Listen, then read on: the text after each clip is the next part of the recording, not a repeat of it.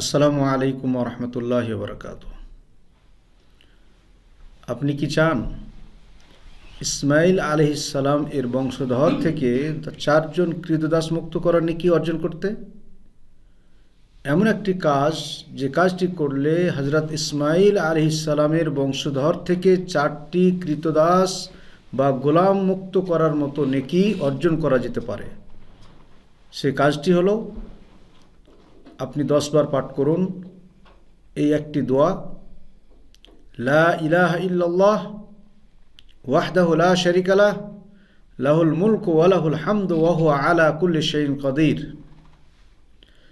কারণ নবী করিম সাল্লাল্লাহু আলাইহি সাল্লাম বলেন, মান ক্বালা লা ইলাহা ইল্লাল্লাহ ওয়াহদাহু লা শারীকা লাহু লাহুল মুলকু ওয়া লাহুল হামদ ওয়া হুয়া আলা কুল্লি শাইইন কাদির 10 মাররাত কানা কামান আতাকা আরবাআত আনফুস মিন ওয়ালাদ ইসমাঈল আলাইহিস সালাম, মুত্তাফাকুন আলাইহি।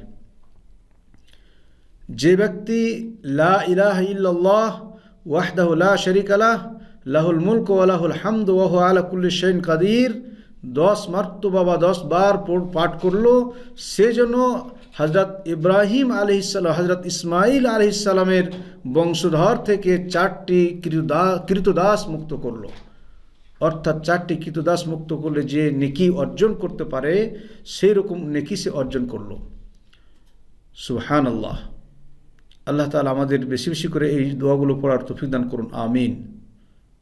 ওয়া সাল্লাল্লাহু আলা নবিয়িনা মুহাম্মদ। আসসালামু আলাইকুম ওয়া রাহমাতুল্লাহি ওয়া বারাকাতুহু।